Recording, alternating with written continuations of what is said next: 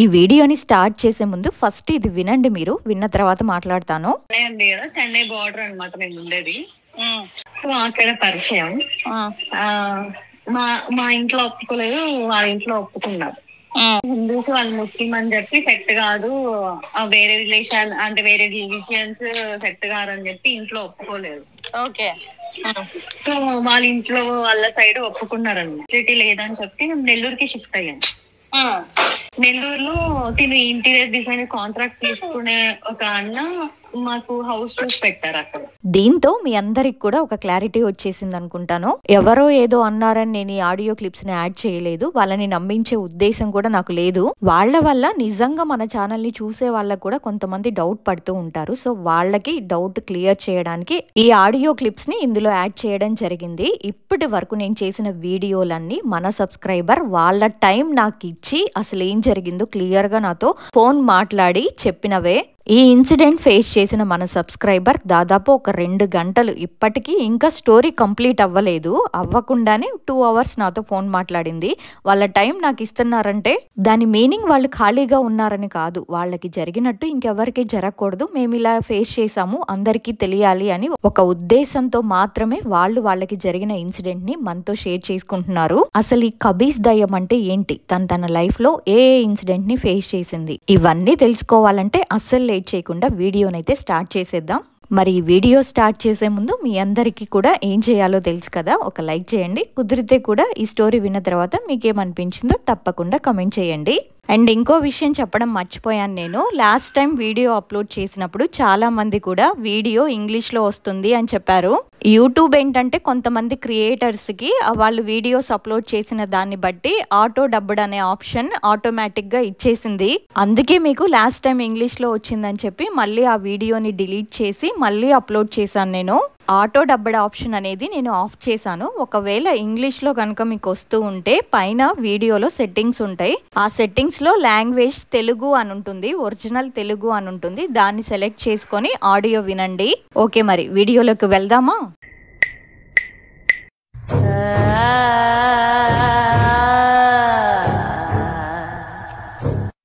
నా పేరు జోష్నప్రియ. నేను తమిళనాడు బోర్డర్ దగ్గరలో ఉన్న ఒక సిటీ కంపెనీలో జాబ్ చేస్తూ ఉండేదాన్ని. మా కంపెనీలోనే ఇంటీరియర్ వర్క్ చేయడానికి ఒకతను వచ్చేవారు. అలా తనకి నాకు పరిచయం ఏర్పడింది. ఆ పరిచయం కాస్త ప్రేమగా మారింది. మేమిద్దరం పెళ్లి చేసుకోవాలనుకున్నాం. దానికి మా ఇంట్లో వాళ్ళైతే ఒప్పుకోలేదు, ఎందుకంటే రిలీజియన్ ప్రాబ్లం వల్ల. నేనేమో హిందూ, మా హస్బెండ్ ఏమో ముస్లిమ్స్. మా ఇంట్లో అయితే మా పెళ్లికి ఒప్పుకోలేదు, కానీ మా హస్బెండ్ వాళ్ళ ఇంట్లో అయితే మా మ్యారేజ్కి ఒప్పుకున్నారు. ఎందుకంటే మా అత్తయ్యకు మా ఆయన 8వ సంతానం. మా అత్తయ్యకు 2 ఆడపిల్లలు పుట్టిన తర్వాత 5 మంది పిల్లలు కూడా పురిట్లోనే చనిపోవడం, లేదా పుట్టిన 3-4 నెలలకు చనిపోవడం అలాంటివి జరిగాయి. ఆ తర్వాతే మా హస్బెండ్ పుట్టారు. అందరికన్నా తను చిన్నవాడు, అందుకే మా ఆయన కన్నా వాళ్ళ సిస్టర్స్ చాలా పెద్దవాళ్ళు. అందుకని వాళ్ళకి పెళ్లిళ్ళు అయిపోయాయి, వాళ్ళ పిల్లలకు కూడా పెళ్లిళ్ళు అయిపోయాయి. వాళ్ళందరూ కూడా బాగా సెటిల్ అయిపోయారు. మా మామయ్య లేరు, చనిపోయారు. మా అత్తయ్య ఒక్కళ్ళే ఉన్నారు. అందుకని వాళ్ళ సిస్టర్స్ మా ఇద్దరి పెళ్లికి కూడా అభ్యంతరం చెప్పకుండా పెళ్లి జరిపించేశారు. మా ఆయన వాళ్ళ ఫ్యామిలీ చాలా మంచి వాళ్ళు, నన్నైతే చాలా బాగా చూసుకునేవారు. మా హస్బెండ్ వాళ్ళ ఊరు నెల్లూరు దగ్గర గూడూరు. నేను పనిచేసే కంపెనీకి 58 కిలోమీటర్ల దూరంలో ఉంటుంది. మ్యారేజ్ అయిపోయిన తర్వాత మా హస్బెండ్ జాబ్ వద్దన్నారని చెప్పి నేను జాబ్ చేయడం కూడా మానేశాను. మా పెళ్ళయ్యేటప్పటికే మా ఇల్లు కన్స్ట్రక్షన్ వర్క్ జరుగుతూ ఉంది. అందరం ఒకే గదిలో ఉండడం వల్ల వాష్రూమ్ కి కూడా కొంచెం ఇబ్బందిగానే ఉండేది. మా ఆయన ఏమో ఒక అన్న దగ్గర కాంట్రాక్ట్ వర్క్ చేస్తున్నారు. అయితే నెల్లూరులో ఒక ఇంటీరియర్ డిజైన్ కాంట్రాక్ట్ వర్క్ వచ్చింది. ఆ అన్నే మా కోసం అక్కడే ఒక అద్దిల్లును కూడా చూశారు. మేమిద్దరం కూడా అక్కడికి షిఫ్ట్ అయ్యాము. ఆ ఇల్లు ఎలా ఉంటుందంటే 2 bedrooms, ఒక హాలు, ఒక వరండా ఉంటుంది. కిచెన్ లేదు. ఒక బెడ్రూమ్ కి మాత్రం అటాచ్డ్ బాత్రూమ్ ఉంటుంది. ఇంకొక బెడ్రూమ్ లో కబోర్డ్స్ ఉంటాయి. సో వాటిని మేము కిచెన్ లా వాడుకుంటున్నాము. ఉండేది మేమిద్దరమే కాబట్టి మాకు సరిపోతుంది. పైగా రెంట్ కూడా తక్కువే, 3,500 రూపాయలు. మా ఆయన వర్క్ కి కూడా దగ్గరగా ఉంది కాబట్టి ఇల్లు ఇంకేమీ ఆలోచించకుండా వెంటనే ఆ ఇంటిని తీసుకున్నాము. మేము అద్దెకి తీసుకున్న ఇల్లు ఎలా ఉంటుందంటే వరుసగా 3 ఇల్లులు ఉంటాయి. మధ్యలో మేముంటున్నాము. మా రైట్ సైడ్ ఇల్లేమో ఖాళీగా ఉంది, మా లెఫ్ట్ సైడ్ లో వేరొక వాళ్ళు అద్దెకుంటున్నారు. మా హస్బెండ్ డ్యూటీ టైమింగ్స్ ఎలా ఉంటాయంటే మార్నింగే 8:30కి వెళ్తారు, మళ్ళీ ఆఫ్టర్నూన్ లంచ్కి వస్తారు, నైట్ వచ్చేసరికి 8:30 7:30 అలా అవుతూ ఉంటుంది. అలా కొన్ని రోజులు గడిచాయి. మా వారేమో డ్యూటీకి వెళ్ళిపోయేవారు, నేనేమో ఇంట్లో ఉండేదాన్ని. పక్కన వాళ్ళు కూడా మాతో బాగానే మాట్లాడేవారు. తను ఆఫ్టర్నూన్ ఇంటికి వచ్చినప్పుడు ఒక 1 అవర్ మాత్రమే ఉండేవారు. తనకేంటంటే సండేస్ కూడా వర్క్ ఉండేది. అలా రోజులైతే గడిచిపోతున్నాయి. ఆ రోజు ఆదివారం. నాకేమో ఇంట్లో ఉండి ఉండి బోర్ కొట్టి పక్కనే మాల్ ఉంది కదా, అలా సరదాగా షాపింగ్ కి వెళ్దామా అని తనని క్యాజువల్ గా అడిగాను. కానీ ఆ రోజైతే హాలిడే కాదు కదా, వర్క్ ఉంది, తర్వాత వెళ్దాంలే అన్నారు. ఈ ఒక్క రోజే కదా లీవ్ పెట్టుకుంటే ఏమవుతుంది అని అంటే, మనకి కాంట్రాక్ట్ ఇచ్చినన్న చాలా క్లోజ్, అది కాకుండా మనకి ఇల్లు కూడా చూసిచ్చారు, వర్క్ కూడా ఎక్కువగా ఉంది, కంప్లీట్ చేసేయాలి, సో లీవ్ పెట్టి రావడానికి కుదరదు అని చెప్పారు. లేదు, ఈ రోజు మనమిద్దరం ఎలా అయినా సరే బయటికి వెళ్లాల్సిందే, మీరు లీవ్ పెట్టుకోండి అని. తనేమో కుదరదు అని. ఇలా మా ఇద్దరి మధ్యలో మాట పెరిగి చిన్నగా మొదలైన గొడవ కాస్త చివరికి పెద్దదయ్యింది. ఇంకా నేనేమో మా వారి మీద కోపంతో, మీరు వస్తే రండి లేదంటే మానేయండి, ఈ రోజు ఎలా అయినా సరే నేనొక్కదాన్నైనా షాపింగ్ కి వెళ్తాను అని చెప్పి ఇంటి నుంచి ఒక్కదాన్నే నడుచుకుంటూ వెళ్తున్నాను. మా ఇంటికి ఆ మాల్ కి మధ్యలో ఒక రైల్వే గేట్ ఉంటుంది. మాల్ కి వెళ్ళాలంటే ఆ రైల్వే గేట్ దాటి వెళ్ళాలి. వెళ్ళేటప్పుడు నేను బాగానే వెళ్ళాననే గాని మా ఆయన పక్కన లేరు కదా, తను కూడా ఉంటే బాగుండు అనిపించి అక్కడ ఎక్కువసేపు కూడా నేను ఉండలేకపోయాను. ఇంకా నాకు కావాల్సినవన్నీ తీసుకొని వెంటనే అక్కడి నుంచి బయలుదేరాను. అప్పటికే టైం సరిగ్గా మధ్యాహ్నం 12:30 అవుతుంది. ఆ రైల్వే గేట్ దగ్గరకు వచ్చేసరికి నాకు ఏదోలా అనిపించింది, నన్నెవరో ముట్టుకున్నట్టు అనిపించింది. వెనక్కి తిరిగి చూస్తే ఏమో ఎవ్వరూ లేరు. సరేలే, ఒక్కదాన్నే ఉన్నాను కదా, నా భ్రమ అయి ఉంటుందిలే అని ఆ టైంలో నేనైతే పెద్దగా పట్టించుకోలేదు. అక్కడి నుంచి నేను ఇంటికి వెళ్తున్నాను. నా వెనకాలే ఎవరో వస్తున్నట్టు నాకు అనిపించింది. ఇంకా ఫాస్ట్ గా ఇంటికి వెళ్ళిపోయాను. ఆ రోజు ఎందుకో ఇంకా ఫుల్ టైర్డ్ గా అనిపించి నాకు ఇంకా లోపలున్న రూమ్ లోనే పడుకున్నాననే మాటే గాని అసలు నిద్రే రావట్లేదు. అప్పటికే టైం 7 అలా అవుతుంది. మా హస్బెండ్ కి కాల్ చేసినా తనేమో లిఫ్ట్ చేయడం లేదు. నార్మల్ గా అయితే ప్రతిరోజు కూడా తను వచ్చేంత వరకు నేను వెయిట్ చేస్తూ ఉంటాను. ఏంటో తెలియదు గాని ఉన్నట్టుండి నాకు విపరీతమైన కోపం వచ్చేస్తుంది. నాకే తెలియకుండా నేను ఏడుస్తున్నాను. నాకేంటంటే ఆస్తమా ప్రాబ్లం ఉంది. ఎక్కువగా ఏడ్చినప్పుడు ఊపిరి తీసుకోవడం అనేది చాలా కష్టంగా ఉంటుంది. అందుకే మా వారు ఎప్పుడు కూడా నన్ను ఏమీ అనరు. ఈ ప్రాబ్లం ఉన్నందువలన అప్పుడప్పుడు తను వర్క్ లో ఉన్నా సరే ఇంటికి వస్తారు నేను ఎలా ఉన్నానో చూడ్డానికి. కానీ ఇప్పుడు నేను ఏడుస్తున్నాను కదా, నాకు అసలు ఆస్తమా ప్రాబ్లమే లేదు. నేను ఆపకుండా ఏడుస్తూనే ఉన్నాను, అది నాకు అర్థమవుతుంది. కానీ ఎందుకు ఏడుస్తున్నాను అనేది నాకు తెలియట్లేదు. పక్కనే ఉన్న దిండును పట్టుకుని గట్టిగా నలుపుతూ ఏడుస్తున్నాను. మా రూమ్ లో అటాచ్డ్ వాష్రూమ్ ఉంటుంది అని చెప్పాను కదా, ఆ వాష్రూమ్ బ్యాక్ సైడే మా ఇంటి ఓనర్ వాళ్ళు ఉంటారు. ఆ వాష్రూమ్ డోర్ ఎప్పుడూ క్లోజ్ లోనే ఉంటుంది. అయితే నేను ఏడుస్తూ పడుకున్నప్పుడు ఆ బాత్రూమ్ డోర్ లైట్ గా ఓపెన్ చేసుంది. అక్కడి నుండి ఎవరో గుసగుసమని మాట్లాడుతున్నట్టు శబ్దాలు వినిపిస్తున్నాయి. నేనైతే అంతగా ఏం పట్టించుకోలేదు. అసలు ఆ టైంలో నిజం చెప్పాలంటే నాకేం అర్థం కావట్లేదు. కొంచెం సేపు అయిన తర్వాత మా ఇంటి మిద్దె మీద ఎవరు దుముకుతున్నట్టు సౌండ్స్ వినిపిస్తున్నాయి. నేనేమనుకున్నానంటే మా ఇంటి పక్క నుండే చిన్న పిల్లలు డాబా పైన ఏమైనా ఆడుకుంటున్నారేమో అనుకొని నేనంతగా అయితే పట్టించుకోలేదు. అలాగే పడుకోనున్నాను. కాసేపు అయిన తర్వాత ఎవరో ఒక అమ్మాయి తన గొంతుతో చాలా చిన్నగా, అక్క ఇలా రా, నేను ఇక్కడ ఉన్నాను, నా దగ్గరకు రావా అనే మాటలు నాకు ఇలా వినిపిస్తున్నాయి అంటూ ఆ అమ్మాయి ఇలా ఉర్దూలో చెప్తుంది. నాకు ఆ లాంగ్వేజ్ వచ్చు కాబట్టి తనేమంటుందో నాకు అర్థమయ్యింది. కాసేపు అయిన తర్వాత ఒక చిన్న పాప వాయిస్ తో కూడా ఇవే మాటలు వినిపించాయి. ఇటురా, నా దగ్గరకు రా. ఆ గొంతు వినగానే నాకు ఇంకా ఫుల్ భయం వేసింది. ఎందుకంటే మేమున్న చోట అక్కడ మేం తప్ప ఎవ్వరు ముస్లిం ఫ్యామిలీ లేదు, అందరూ హిందువులే. ఒకవేళ మా ఇంటి ఓనర్ వాళ్ళ మాటలు ఏమైనా వినబడుతున్నాయా అంటే వాళ్ళు కూడా హిందువులే. అయితే నన్ను పిలిచింది ఎవరు అని అంతా చూసాను, కానీ ఎవ్వరు లేరక్కడ.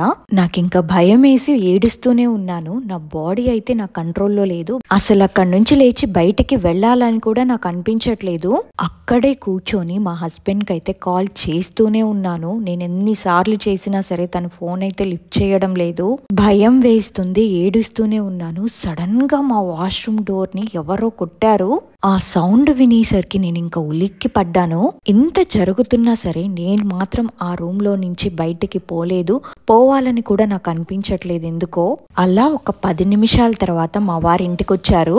లోపలికి వచ్చి నేను భయపడుతూ ఉండడం, ఏడుస్తూ ఉండడం చూసి నా దగ్గరకు వచ్చి నన్ను అలా చూసేసరికి తను చాలా టెన్షన్ పడిపోయి ఏమైందని కంగారు పడి నా దగ్గరకు వచ్చి నాతో మాట్లాడారు. నేను ఇంకా ఇలా జరిగిందని మొత్తం చెప్పాను. తను ఇంకా నా మీద కోపడ్డారు. నీకు అలా వినిపించినప్పుడు నువ్వు ఇక్కడ నుంచి బయటికి వెళ్ళిపోవాలి కదా, రూమ్ లోనే ఎందుకు కూర్చున్నావు, పోనీ పక్కింటి వాళ్ళకైనా ఇలా జరుగుతుందని చెప్పాలి కదా అని. సరే నువ్వు ముందు బయటికి రా అని చెప్పి నా చెయ్యి పట్టుకొని అక్కడి నుంచి లాక్కొని వెళ్తున్నారు. నేనేమో బయటికి వెళ్ళలేకపోతున్నాను. ఒక్క అడుగు కూడా ముందుకు పడడం లేదు. తనేమో నన్ను పట్టుకొని నువ్వు ముందు ఇక్కడి నుంచి రా బయటికి, ఇంట్లో ఉండకు, మొహమంతా చూడు ఎలా చెమటలు పట్టేశాయో, నువ్వు బాగా భయపడిపోయావు, రా బయటికి వెళ్ళిపోదామని మా వారు లాగుతుంటే నేనేమో ఆయన చెయ్యి విడిపించుకొని నేను రాను, నేను ఇంట్లో నుంచి ఎక్కడికి రాను, నాకు ఇక్కడే బాగుంది అని చెప్పి నేనెక్కడైతే ముందు కూర్చున్నానో అదే ప్లేస్ కి వెళ్ళి కూర్చున్నాను. ఆ మాటలు విన్న మా హస్బెండ్ షాక్ అయిపోయి ఏం మాట్లాడుతున్నావు, నువ్వు ముందు బయటికి రా అని లాగుతున్నారు. నేనేమో అసలు పోవడమే లేదు. ఇంకా తనకి టెన్షన్ బాగా ఎక్కువైపోయింది. ఏంటి పిల్ల ఇలా బిహేవ్ చేస్తుంది అని. అక్కడ ఏం జరుగుతుందో అంతా నాకు అర్థమవుతుంది. జరిగేవన్నీ కూడా నాకు తెలుస్తున్నాయి, కానీ నేనేం చేస్తున్నాననే విషయాలు నాకు తెలియట్లేదు. ఇంకా మా వారికి ఏం చేయాలో తెలియక తన ఫ్రెండ్ కి, అంటే మా వారికి ఇంటీరియర్ డిజైన్ కాంట్రాక్ట్ వర్క్ ఇచ్చారే ఆ అన్నకి కాల్ చేసి ఇలా జరుగుతుందని చెప్పారు. ఆ అన్న పేరు భాను. ఆ అన్నకేంటంటే దేవుడు ఒంట్లోకి వస్తూ ఉంటారు. యాక్చువల్ గా నేను చాలా సార్లు ఫోన్ చేసినా మా వారు ఫోన్ లిఫ్ట్ చేయలేదు అని చెప్పాను కదా. ఇంకా ఈ అన్నే ఎన్నిసార్లు ఫోన్ చేస్తుందంటే ఏదో జరుగుంటుంది, ఒకసారి ఇంటికి వెళ్ళి ఎలా ఉందో చూసిరా అని మా వారిని ఇంటికి పంపించారు. అప్పుడు ఆ అన్న వర్క్ దగ్గరే ఉన్నారు. ఇంకా మా వారు అక్కడికి వెళ్ళి ఆ అన్నని తీసుకొని మా ఇంటికి వచ్చారు. ఆ అన్న నా దగ్గరకు వచ్చేసరికి నేను తల దించుకొని కూర్చున్నాను. అండ్ తన మొహం వైపు కూడా నేను చూడ్డానికి ఇష్టపడట్లేదు. అంతకు ముందు మేము ఆ అన్న వాళ్ళ ఇంటికి వెళ్ళాము. వాళ్ళ అమ్మగారు అయితే మమ్మల్ని చాలా బాగా చూస్తారు. ఆ అన్నకి ఇంకా పెళ్లి కాలేదు, చాలా మంచి మనిషి, హెల్ప్ చేస్తారు. ఆ అన్నతో బాగా మాట్లాడే నేను ఇప్పుడు ఆయన మొహం వైపు కూడా నేను చూడట్లేదు.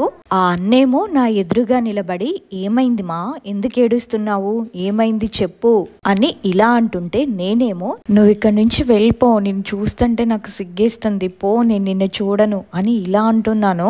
నేను ఇలా మాట్లాడుతుంటే మా హస్బెండ్ ఆ అన్న ఇద్దరు షాక్ అయ్యారు. ఇంకా అన్నేమో ఏంటి మా, నన్ను రోజు చూస్తున్నావుగా, ఏంటి రోజు కొత్తగా ఇలా మాట్లాడుతున్నావు అని అన్నారు. ఎంతసేపటికి కూడా నేను చూడకపోయేసరికి ఇంకా అన్న గట్టిగా అరిచాడు. తనలా అరిచేసరికి నేనేమో పళ్ళు కొరుకుతూ నా పిడికిలి బిగించి కోపంగా ఊగుతూ ఉన్నాను. నువ్వు ఇక్కడి నుంచి వెళ్ళిపో, నిన్ను చూస్తుంటేనే నాకు చిరాకు వచ్చేస్తుంది అని ఇలా చెప్తున్నాను. అది విన్న మా వారేమో ఏమైంది, ఎందుకలా వింతగా ప్రవర్తిస్తున్నావు, ఆ అన్నెవరో నీకు తెలీదా అని ఇలా అంటంటే ఆ అన్నకి మాత్రం ఏదో తేడాగా అనిపించి నువ్వేం మాట్లాడకు, సైలెంట్ గా ఉండు, నువ్వు ముందు మా ఇంటికి వెళ్ళు, అక్కడ పూజ గదిలో మంత్రించిన అమ్మవారి పసుపు ఉంటుంది, అది తీసుకురా అని చెప్పి మా ఆయన్ని వాళ్ళ ఇంటికి పంపించారు. ఆ భాను వాళ్ళ ఇల్లు మా ఇంటికి దగ్గరే. మా ఆయన వాళ్ళ ఇంటికి వెళ్ళిన తర్వాత ఆ అన్న నన్ను ఇంకా అడుగుతున్నారు, ఎవరు నువ్వు, ఇక్కడికి ఎందుకు వచ్చావు, నీ పేరేంటి అని. నేనేమో నా పేరు ప్రియా, నీకు తెలీదా అని తలదించుకొని సమాధానం చెప్తున్నాను.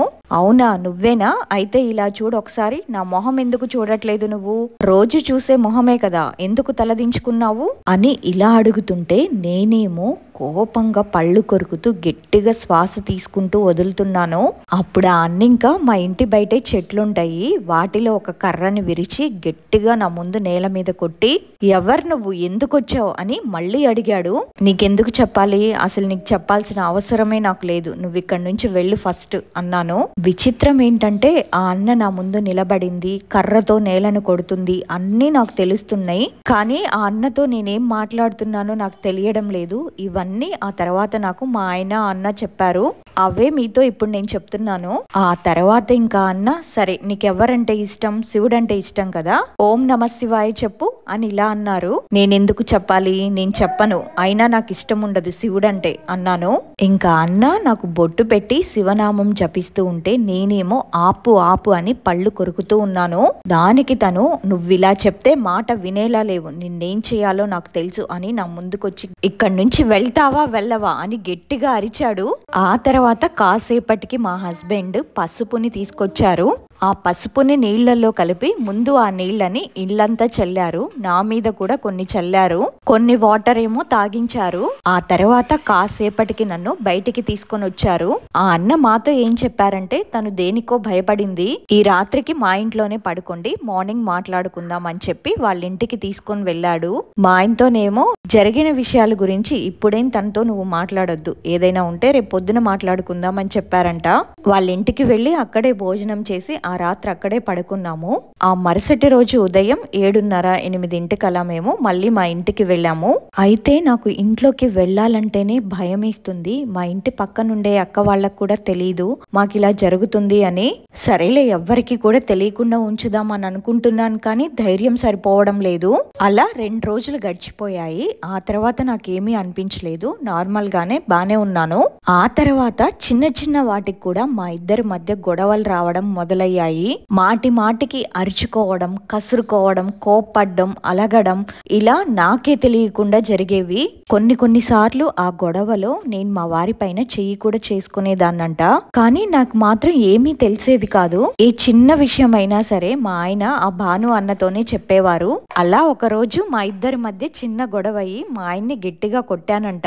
ఇలా జరుగుతుందని ఆ అన్నతో మా ఆయన చెప్తే, సరే నువ్వేమీ రియాక్ట్ అవ్వద్దు, ఆమెకేం తెలియదు, ఇప్పుడు తనైతే ఇప్పుడు నార్మల్ మనిషి కాదు, తను నార్మల్ గా ఉండేటప్పుడు నీతో ఎలా ఉంటుందో నాకన్నా నీకే బాగా తెలుసు కదా, నువ్వే సర్దుకోవాలి, నువ్వు గాని తన మీద చేయి చేసుకోవద్దు అని చెప్పారంట. మీ సమస్య ఏదో పెద్దదిగానే ఉంది, దాని గురించి మనం తెలుసుకుందాము, అప్పటి వరకు కూడా నువ్వు కంగారు పడకు అని చెప్పారు. అలాగే నైట్ టైంలో అమావాస్య పౌర్ణమి నాడు తనని ఇంట్లో ఉంచొద్దు, బయట ఎక్కడైనా ఉండండి, నేను చెప్తాను తర్వాత ఏం చేయాలో, నువ్వు మాత్రం భయపడకు అని చెప్పారు. ఇంకా నేను ఇంట్లో ఉండడానికి కూడా భయపడుతుంటే 2 days తర్వాత నన్ను మా ఇంటి దగ్గరే ఉన్న శివాలయానికి తీసుకొని వెళ్లారు. ఆ గుడిలో ఉన్న పూజారి గారికి ఇలాంటి శక్తి బలాలు బాగా తెలుసు. ఆ రోజు ఉదయం 8:30కి నన్ను ఆయన దగ్గరకు తీసుకొని వెళ్లారు. ఆ గర్భగుడిలో శివలింగం అలా కనిపిస్తూ ఉంటుంది. దాని గుమ్మం ఎదురుగా నన్ను అక్కడ కూర్చోబెట్టి అలానే ఆ శివలింగాన్ని చూస్తూ ఉండు అని చెప్పి పూజారి గారు వెళ్లారు. నువ్వు ఎక్కడికి వెళ్లకు, ఇక్కడే కూర్చొనుండు, నేను ఇప్పుడే వస్తానని చెప్పి ఆయన వెళ్లారు. ఇంకా పూజారి గారు భాను అన్న దగ్గరికి మా ఆయన దగ్గరికి వెళ్ళి ఏం జరిగింది అని అడిగితే, వాళ్ళు ఒక వారం రోజుల కిందట ఇలా జరిగింది అని పళ్ళు కొరుకుతూ కోపంగా శ్వాస తీసుకోవడం, గట్టిగా కేకలు వేయడం, ఇలా చేస్తుంది అని మొత్తం చెప్పారు. వాళ్ళ ఆయన్ని కూడా 2-3 సార్లు కొట్టింది, అందుకే మీ దగ్గరికి తీసుకొచ్చాము అనగానే, ఓహో అవునా, సరే మీరు ఇక్కడే ఉండండి, అమ్మాయితో నేను ఒంటరిగా మాట్లాడాలి అని ఆ పూజారి గారు నా దగ్గరకు వచ్చారు. అమ్మా ఏమైంది నీకు, ఏంటి నీ సమస్య అని అడిగారు. నేను ఇంకా ఆయనతో మొత్తం చెప్పాను. ఇలా ఆ రోజు రైల్వే ట్రాక్ దగ్గర నా వెనకాల ఎవరో ఉన్నట్టు, నన్ను తాకినట్టు అనిపించింది. ఆ రోజే నేను ఇంటికొచ్చి పడుకున్నప్పుడు మా బాత్రూమ్ దగ్గర ఒక ఆవిడ వాయిస్ వినిపించింది అని నేను ఆ రోజు ఏదైతే ఫీల్ అయ్యానో అదంతా వివరించి ఆయనతో చెప్పాను. అయితే ఆయన నీకేమని మాటలు వినిపించాయి అని అడిగారు. ఆవిడ ఉర్దూలో మాట్లాడుతుంది, నా దగ్గరికి రా, ఇక్కడికి రా అని నన్ను పిలుస్తుంది. ఆవిడ గొంతు వినిపించిన కాసేపటికి నాకు ఒక చిన్న పాప వాయిస్ కూడా వినిపించింది అని చెప్పాను.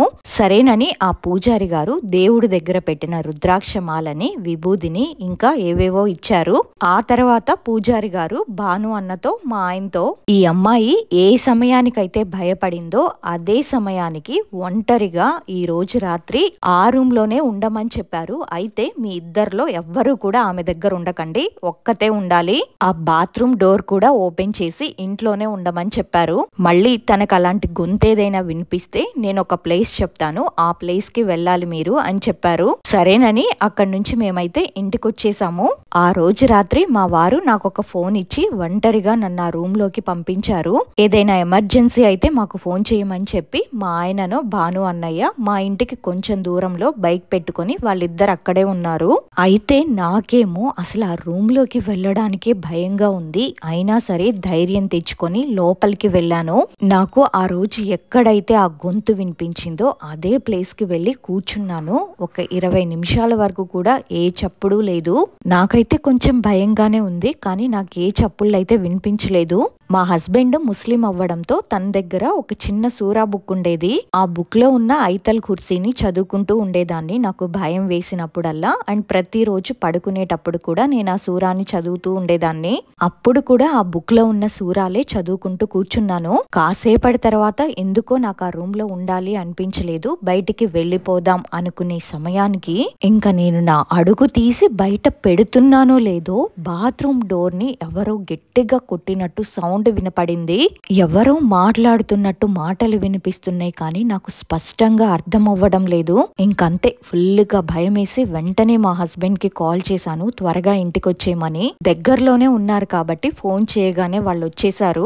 వాళ్ళు వచ్చి ఏమైంది అని అడిగారు. నేనేమో ఆ వాష్రూమ్ డోరు దానంతట అదే ఓపెన్ అవుతుంది, మళ్ళీ క్లోజ్ అవుతుంది.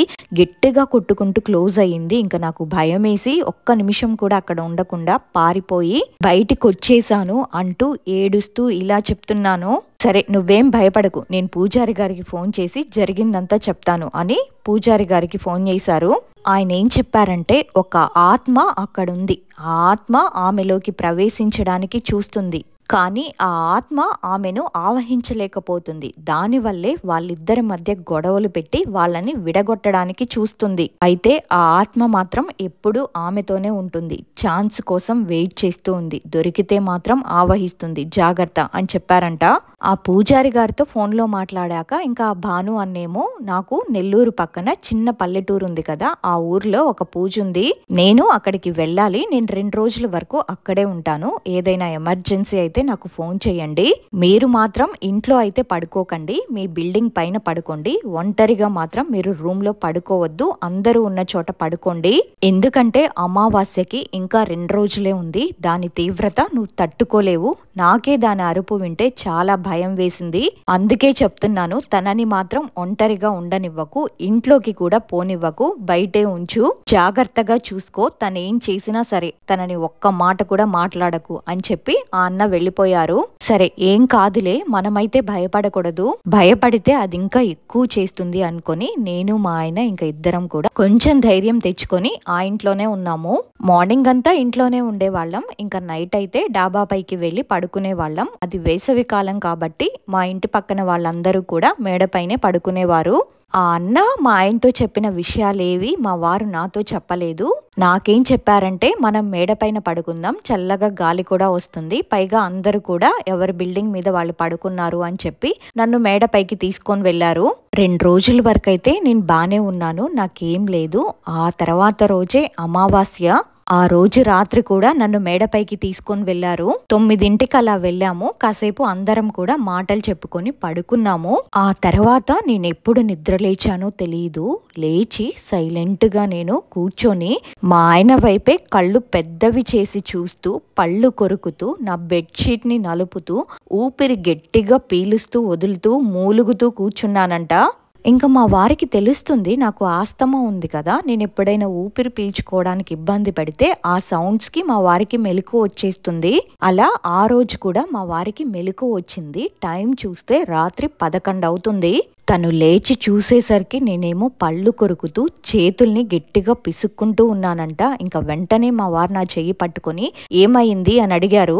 దానికి నేనేమో, నా చెయ్యి వదలరా, నన్ను తాకొద్దు, నువ్వు నన్ను తాకితే నాకు చిరాకు వస్తుంది, ఇక్కడ నుంచి వెళ్ళిపోను, ముందు నాకు కనిపించకు పో అంటూ గట్టిగా కేకలు వేస్తున్నానంట.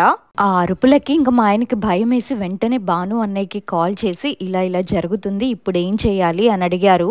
దానికి ఆ అన్నయ్య, నేను ఇక్కడికి వచ్చేటప్పుడు నీకు దేవుడి దగ్గర పెట్టిన పసుపు ఇచ్చాను కదా, అది నీటిలో కలిపి మీ చుట్టూ చల్లుకో, తనకి కూడా ఆ పసుపు నీళ్ళని కొంచెం తాగించు, ఇంకా తేడాగా ఉంటే నాకు కాల్ చేయి, ఆ తర్వాత మా ఇంటికి తీసుకొని వెళ్ళిపో, అక్కడ ఉండద్దు అని చెప్పారంట. అయితే ఈలోపు నేను గట్టిగా అరిచేసరికి మా పక్కింటి వాళ్ళకి ఆ అరుపులు వినిపించి ఏమైంది జరుగుతుంది అని అందరూ మా దగ్గరికి పరిగెత్తుకుంటూ వచ్చారు. అసలు మాకు ఇలా జరుగుతుందని ఇప్పటి వరకు కూడా ఎవ్వరికీ తెలియదు, మేం కూడా ఎవ్వరికీ చెప్పలేదు. కానీ ఇప్పుడేమో అందరికీ తెలిసిపోయింది. ఇంకా మా వారు వెంటనే ఏ మాత్రం కూడా ఆలస్యం చేయకుండా ఆ అన్నయ్య చెప్పినట్టే చేశారు. పసుపు నీళ్ళని నాకు తాగించిన తర్వాత నేనైతే నార్మల్ గానే ఉన్నాను. మా ఇంటి పక్కనుండే అక్క వాళ్ళు నా పరిస్థితి గమనించి 2 ఫ్యామిలీలు కూడా మాతో పాటే ఆ రోజు రాత్రంతా అక్కడే ఉన్నారు. తెల్లవారుజామున 3-4 గంటలకి ఆ ప్రాంతంలో అలా పడుకున్నాను. ఆ తర్వాత రోజు నుంచి ప్రతిరోజు కూడా నా దగ్గర ఒక చిన్న ఖురాన్ బుక్ ఉంటే నైట్ పడుకునేటప్పుడు అదే చదువుకుంటూ ఉండేదాన్ని. ఆ తర్వాత 2-3 రోజులు నేను బాగానే ఉన్నాను, ఎలాంటి ఇబ్బంది కూడా లేదు, నేను నార్మల్ అయిపోయాను. కొన్ని రోజుల తర్వాత నాకు చిన్నగా భయం కూడా పోయింది. అంతా కూడా నార్మల్ అవుతుంది అనుకున్నాను. అలా కొన్ని రోజుల తర్వాత నేను ప్రెగ్నెంట్ అయ్యాను. ఇంకా సంతోషంతో మా బంధువులందరికీ కాల్ చేసి చెప్పుకున్నాము. అప్పటి వరకు కూడా మాట్లాడని మా అమ్మ వాళ్ళు కూడా మాతో మాట్లాడడం మొదలు పెట్టారు. అందరం హ్యాపీగా ఉన్నాము. ప్రెగ్నెన్సీ కన్ఫర్మ్ అయిన ఒక 3 days తర్వాత మా వారేమో ఇక్కడ నుంచి వెళ్ళిపోదాం, మనము ఈ ఇంట్లో వద్దు, నీకు ప్రెగ్నెన్సీ కన్ఫర్మ్ అయింది కదా, నేను డ్యూటీకి వెళ్ళిపోతే నువ్వు ఒక్కదానివే ఇంట్లో ఉంటావు, పైగా నీకు ఆస్తమా ఉంది కదా, ఏదైనా ఇబ్బంది అయితే ప్రమాదము, పోనీ వేరే ఇంటికి వెళ్ళడం నీకు ఇష్టం లేకపోతే ఇక్కడే పక్కనే ఉన్న గూడూరులో మా అక్క వాళ్ళ ఇంటి దగ్గరలోకైనా వెళ్ళిపోదాము, ఈ ఇంట్లో మాత్రం వద్దు అని మా వారు నాతో అన్నారు. అప్పుడు నేను నాకు తెలియకుండానే నేను రాను, ఇక్కడే ఉంటాను, కావాలంటే నువ్వు వెళ్ళిపో, నన్ను వదిలేసి, నేను ఎక్కడికి రాను, ఇక్కడే ఉంటాను అనేసి గట్టిగా అరిచానంట. నువ్వు ఇక్కడ ఉండడం నాకు ఇష్టం లేదు, మనం వెళ్ళిపోదాం అంటున్నారు. నేనేంటంటే నాకు తెలియకుండానే మా వారితో గొడవ పెట్టేసుకుంటున్నాను. ఇంకా తను భాను అన్నకి ఫోన్ చేసి ఇలా జరుగుతుంది అని చెప్పారు. అప్పుడైతే ఆ అన్నయ్య ఊర్లోనే ఉండడం వల్ల మా ఇంటికి వచ్చి, అమ్మా ప్రియ, ఇదివరకంటే మీరిద్దరే కాబట్టి బానే ఉంది, ఇప్పుడు నువ్వు ఒట్టి మనిషి కూడా కాదు కదా, అందుకే ఇంట్లో ఉండడం మంచిది కాదు, మీ ఆయన మాట విని ఆయన చెప్పింది చెయ్యి అన్నారు. కావాలంటే మీ ఫ్యామిలీకి దగ్గరగా నేనే మంచి రూమ్ చూస్తాను, అక్కడికి షిఫ్ట్ అయిపోండి, ఇక్కడ పరిస్థితి బాలేదు కదా, ఈ ఇంట్లో నుండి ఖాళీ చేసి వెళ్ళిపోండి అన్నారు. అప్పుడు నేను ఆ అన్నయ్య మీద కూడా అరిచేశాను. అసలు ఎవర్రా నువ్వు నాకు చెప్పడానికి, నేను ఇక్కడే ఉంటాను, ఎక్కడికి వెళ్ళను, నన్ను ఇక్కడి నుంచి పంపాలని చూస్తే నేను ఊరుకోను, ఏం పీక్కుంటారో పీక్కోండి అని ఇలా అంటున్నాను. ఇంకా మా వారు వెంటనే, ఏం మాట్లాడుతున్నావు నువ్వు, అన్నయ్య చెప్పేది మన మంచికే కదా, ఇలా మాట్లాడుతున్నావేంటి అన్నారు. నేను వాళ్ళిద్దరి మీద అరిచి ఇంట్లోకి వెళ్ళి డోర్ లాక్ చేసేసుకున్నాను. ఈ డిస్కషన్ జరిగిందంతా ఇంటి బయట, అయితే నేను లోపలికి వెళ్ళి గిడి పెట్టేసుకున్నాను. ఆ తర్వాత అన్నయ్య ఏమో మా బెడ్రూమ్ కి కిటికీ ఉంటుంది, ఆ కిటికీ దగ్గరికి తను వచ్చి, ఇలా చెయ్యొద్దు ప్రియా, తలుపు తీ, ఎందుకు ఇలా చేస్తున్నావు, సరే నువ్వు ఇక్కడే ఉందువులే, ఎక్కడికి వెళ్ళొద్దు, ముందు తలుపు తీ, నువ్వు ఒట్టి మనిషివి కూడా కాదు, అందులోనూ నీకు హెల్త్ ఇష్యూ కూడా ఉంది, దయచేసి తలుపు తెరు అని ఇలా అంటున్నాడు. నేనేమో తీయనంటే తీయను, అసలు నువ్వెవరు నాకు చెప్పడానికి, ఇదంతా జరుగుతుంది నీ వల్ల కాదు, అసలు నిన్నెవరు మాట్లాడమన్నారు మధ్యలో, ఇక్కడ నుండి నువ్వు వెళ్ళిపోతేనే నేను ప్రశాంతంగా ఉంటాను, అసలు నిన్ను ఇక్కడికి ఎవరు రమ్మంటున్నారు, మాటి మాటికి మా ఇంటికి వస్తున్నావు అని ఆ అన్నయ్య మీద గట్టిగా గొడవ పెట్టేసుకున్నాను. ఇవన్నీ కూడా నాకు తెలియకుండానే జరుగుతున్నాయి. ఇదంతా విన్న మా వారు వచ్చి, ఏంటి నోటికి వచ్చినట్టు మాట్లాడుతున్నావు, ముందు తలుపులు తీస్తావా తీయవా అని గట్టిగా అరిచారు. ఎప్పుడైతే మా వారు బయట నుంచి గట్టిగా నా మీద అరిచారో నాకు చాలా కోపం వచ్చింది, కంట్రోల్ చేసుకోలేకపోయానంట. ఇంకా వెంటనే డోర్ తీసి బయటికి వెళ్ళి మా వారిని లాగి పెట్టి ఒక్కటి పీకాను చెంప మీద. నేను అన్నయ్య ముందే అలా చేసేసరికి మా వారికి ఏమీ అర్థం కాలేదు. ఆ టైంలో మా వారికి కోపం వచ్చినా సరే నా మీద ఉన్న ప్రేమ అండ్ నేను ఆ సిచ్యువేషన్ లో ఉన్నాను కదా, దానివల్ల తను ఏమనలేక కామ్ గా ఉండిపోయారు. అది చూసిన అన్నయ్యకి నా మీద చాలా కోపం వచ్చేసింది. ఆ అన్నయ్య మెడలో ఏంటంటే ఒక అమ్మవారి బిల్లు ఉంటుంది, దాన్ని తన మెడలో నుంచి తీసి నా ముందు దాన్ని పట్టుకొని ఏవేవో మంత్రాలు చదివారు. మంత్రాలు చదువుతూనే ఆ అన్న బొట్టన వేలితో ఆ బిళ్ళని నా నుదుటిన పెట్టి గట్టిగా నన్ను గోడకు నొక్కి పెట్టి, అసలు నీ గురించి నువ్వేమనుకుంటున్నావు, ఇన్ని రోజులు నేను ఊరుకుంటున్నానని చెప్పి చేతకాని వాడిలా కనిపిస్తున్నానా నీకు, నువ్వెన్ని చేసినా సరే మేము భరిస్తున్నాము అంటే ఆ అమ్మాయి కోసమే, అసలు ఎవరు నువ్వు, ఎందుకు ఇక్కడికి వచ్చావు, అసలు ఎందుకు ఈమెని ఇంతలా ఇబ్బంది పెడుతున్నావు చెప్పు, నేను ఇప్పుడే చెప్తున్నాను ఇక్కడ నుండి వెళ్ళిపో అంటూ అన్నయ్యకు వచ్చిన మంత్రాలన్నీ చదువుతున్నారు. వెళ్ళిపోతావా వెళ్ళిపోవా అంటూ గట్టిగా అరుస్తున్నారు. ఆ తర్వాత నాకేమైందంటే గోడకి ఆనుకొని ఉన్న నేను నాకు తెలియకుండానే అప్పుడు ఉన్నట్టుండి నా 2 కాళ్ళు కూడా గాల్లోకి అంటే పైకి తేలాయి. నేనేమో అలానే పైకి చూస్తూ 2-3 ఇంచులు పైకి వెళ్ళిపోతున్నాను. అప్పుడు ఆ అన్నయ్య నా జుట్టు పట్టుకొని పోతావా పోవా అంటూ ఏవేవో మంత్రాలు మనసులో జపిస్తూ నన్ను పట్టుకొని కిందకి లాగారు. నార్మల్ గా నేను ఎప్పుడు ఏడ్చినా సరే నాకు బ్రీతింగ్ ఆడదు. అలాంటిది ఆ టైంలో నాకు ఎలాంటి హెల్త్ ఇష్యూ కూడా రాలేదు. నన్ను అలా కిందకి లాగ్గానే నేను స్పృహ కోల్పోయి కింద పడిపోయాను. ఎప్పుడైతే నేను కింద పడిపోయానో అప్పుడు నాకు బ్రీతింగ్ తీసుకోవడం కూడా కష్టమైపోయింది. ఆ తర్వాత నేను టాబ్లెట్స్ వేసుకున్నాను. అన్నయ్య ఏమో ఇది కొంచెం ఎక్కువ అయ్యేలా ఉంది, మనం ఒక పని చేద్దాం, పలానా ఊరిలో ఒకరుంటారు, మనం వాళ్ళ దగ్గరికి వెళ్దాము. ఆమె చాలా పవర్ఫుల్. ఆమె ఒంట్లోకి అమ్మవారు వస్తూ ఉంటారు. ఆమె ప్రియని కనుక చూస్తే అసలు ఈ సమస్య ఎక్కడ మొదలయ్యిందో మొత్తం చెప్తారు.